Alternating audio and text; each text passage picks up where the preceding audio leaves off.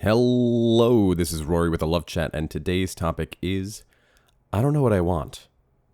This is video number 29. If you have a question you'd like for me to consider featuring on the channel, please write it in a comment below. And if you enjoy these videos, please subscribe and hit like, as they really do help the channel grow, and that way we can reach more people who are heartbroken. Additionally, I have started a Twitter account for updates on videos and things like that, so if you are so inclined, please follow at twitter.com/thelovechat. Now then, I don't know what I want. This is a topic that I find so relatable as we begin to break past the initial month, maybe month and a half, maybe 2 months of a breakup, where we're kind of stepping out of the intense sadness and longing for a person, and we're stepping into the analysis and saying, okay, what could I have done differently? And we're actually giving ourselves a critical overview of what could have went differently in that relationship.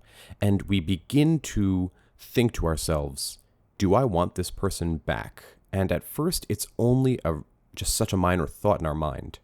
But as time goes on and we heal and we get back out there and we enjoy the company of our friends and we maybe do some old hobbies that we used to do but stopped doing from the relationship and slowly begin to take ourselves back from the situation, the thought crosses our mind of, I don't know what I want. I don't know if I want this person back. I'm not sure that they were a good match for me. And for a lot of people, your ex isn't a good match for you. And it can be hard to make that determination early on in the relationship, rather the breakup, because at that time you're thinking only of what you lost, what you're bereft of, rather than what you've gained and what you've become as a result of that breakup. And so during this time, I really urge you to maybe make a list and write everything down and say, here's the things I liked about having that relationship with that specific person, and here's the things I didn't like. Now, the reason I say the word specific person is because there are themes that we're always going to find in relationships. For example, we'll always find, well, I shouldn't say always, but more often than not, you'll find romance, you'll find sex, you'll find comfort, you'll find maybe monetary security, whatever it may be. But these are themes brought out by the relationship itself, and then think, what did I lose and what did I gain with having that specific person in my life? So, for example, maybe that person was a musician and they brought music into your life, and maybe they were teaching you how to play a different instrument or something like that. And anything that has to do with that specific person being in your life, and what can you no longer do because that person is missing. And I guarantee that the list is not going to be very long. And that's not to say the person you were with wasn't special or wasn't good to you or kind to you, but what I am saying here is that this person not being in your life gives you a clear idea of what value they added to your life outside of the word relationship. And so during this time, it's important to remember that how you feel isn't right or wrong, it just is. And so when you don't know exactly what you're feeling, or if you want your ex back anymore, or if you're on that kind of seesaw where one day you know you want them back and you can't live without them, and the next day you're kind of like, they put me through a lot, I don't really know if I want them back. That's okay, that's normal. In fact, I would even relish in that moment, because that means your healing really is starting to take place. If you bring yourself back to a point where it's week 1 of the breakup and you are sitting alone at home and you don't want to go out and your friends are just like, come on, they're trying to drag you out, and you're in that sort of depressed state, you can only think of getting your ex back. And now, maybe it's 2 months later, 3 months later, or whatever, you're starting to seesaw. You're kind of like, I could take him or leave him.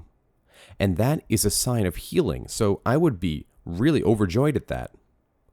Now, the other half of you are worried because you think that means as soon as you begin the process of emotionally disconnecting from your ex, you think that means you can't get them back simply because you're not hung up on them anymore. Or rather, well, what if I don't want them back? Then what? Then I'm doomed. Well, no, you're not going to think that way when you don't want them back anymore. You're going to think, cool, I don't really want them back anymore, so I'm not emotionally affected. But let's just say that you're getting over your ex and then they pop back up into your life. You can cross that bridge when you come to it. It doesn't need to be a decision that's made right now. And I can't even tell you the amount of people who are worried that this will happen.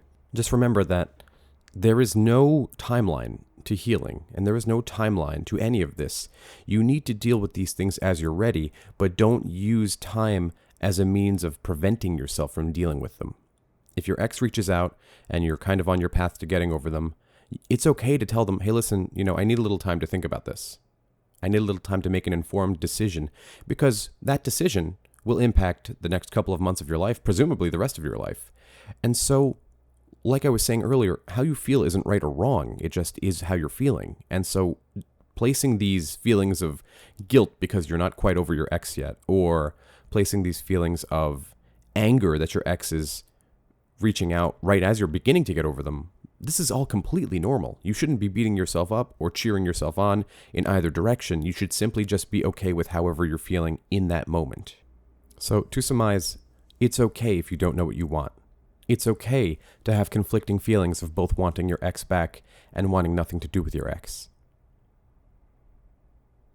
That's all I had for today. If you found my video helpful, I'd be very grateful if you'd subscribe and hit like, and definitely leave a comment below and tell me what topics you'd like covered in the future. Also, if you'd like to do Skype coaching or email coaching, definitely be sure to email me at thelovechat@gmail.com. Until next time.